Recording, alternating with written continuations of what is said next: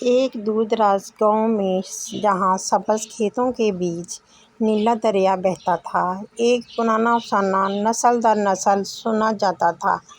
کہتے تھے کہ دریا کی تہہ میں ایک چمکتی ہوئی سفید مچھلی رہتی ہے جو صرف انہیں دکھائی دیتی ہے جن کا دل سچا ہو اور ارادہ نیک ہو۔ کہا جاتا تھا کہ وہ مچھلی ایک خواہش پوری کر سکتی ہے، لیکن اسے ڈھونڈنا آسان نہیں کیونکہ دریا کے نیچے ایک پوری جادوئی دنیا چھپی ہوئی ہے۔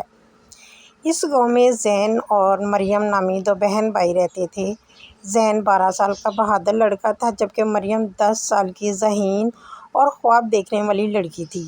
ان کے والد بیمار تھے اور ان کے علاج کے لیے بہت رقم درکار تھی۔ جب گاؤں کے بزرگوں نے پھر سے سفید مچھلی کا افسانہ چھیڑا تو مریم کی آنکھوں میں امید کی چمک ابھری۔ اگر ہم اس مچھلی کو ڈھونڈ لیں تو شاید ابو کے لیے دعا مل جائے، مریم نے کہا۔ زین نے پہلے تو ہنسی میں اڑا دیا، پھر مریم کی سچی باتوں اور پختہ ارادے نے اسے بھی آمادہ کر لیا۔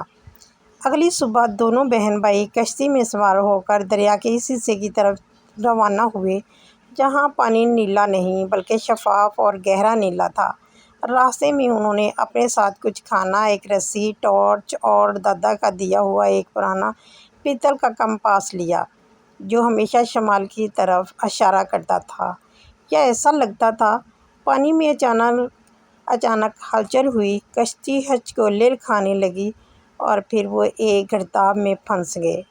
کشتی الٹ گئی، دونوں بہن بھائی دریا کی تہہ میں کھینچے چلے گئے۔ آنکھیں کھولی تو وہ ایک عجیب سی جگہ پر تھے۔ دریا کے نیچے واقعی ایک جادوئی دنیا آباد تھی۔ شفاف پانی میں تیرتی روشنی، نیلے پتھروں سے بنے محلات، بولتی مچھلیاں اور سبز رنگ کے کیکڑے جو پہرا دے رہے تھے۔ یہ جگہ خواب ہے یا حقیقت؟ مریم نے سرگوشی کی۔ زین نے جواب دیا، اب ہم یہاں آ گئے ہیں تو جو بھی ہے ہمیں سفید مچھلی کو ڈھونڈنا ہے۔ وہ دونوں سمندر کے فرش پر موجود چمکتے ہوئے راستے پر چلتے رہے۔ ان سے مخلوقات سوال کرتی رہیں، کیا تم خود غرض ہو؟ کیا تم کسی کا دل تو نہیں دکھاتے؟ کیا تمہاری نیت صاف ہے؟ زین اور مریم نے ہر سوال کا سچائی سے جواب دیا۔ ان کا راستہ صاف ہو گیا، پریشانی اور قربانی۔ آخرکار وہ ایک گہرے غار تک پہنچے۔ وہاں ایک زرد رنگ کا سانپ کھڑا تھا۔ وہ بولا، سفید مچھلی صرف ایک ہی خواہش پوری کرے گی، تم دونوں میں سے ایک کو یہ دنیا چھوڑنی ہوگی اور واپس زمین پر نہیں جا سکو گے۔ دونوں بہن بھائی چپ ہو گئے۔ مریم نے آسا سے کہا، زین تم ابو کا علاج کروا سکو گے؟ میں ٹھیک ہوں، مجھے یہاں رہنے دو۔ زین کا دل تڑپ اٹھا، نہیں مریم تم چھوٹی ہو، میں رک جاتا ہوں۔ جب دونوں ایک دوسرے کے لیے قربانی دینے لگے تو غار کے پانی میں ایک زوردار روشنی پھوٹی۔ چمکتی ہوئی سفید مچھلی نمودار ہوئی، تم دونوں سچے ہو اور یہی میرا راز ہے۔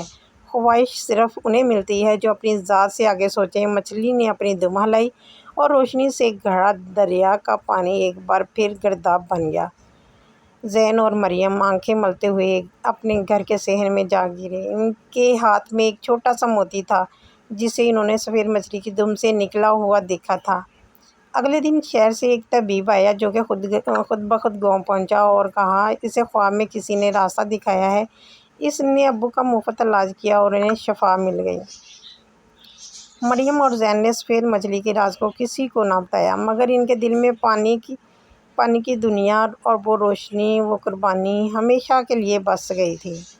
سبق: سچی نیت، قربانی اور دوسروں کا بھلا سوچنے سے ہی زندگی کے اصل خزانے ملتے ہیں۔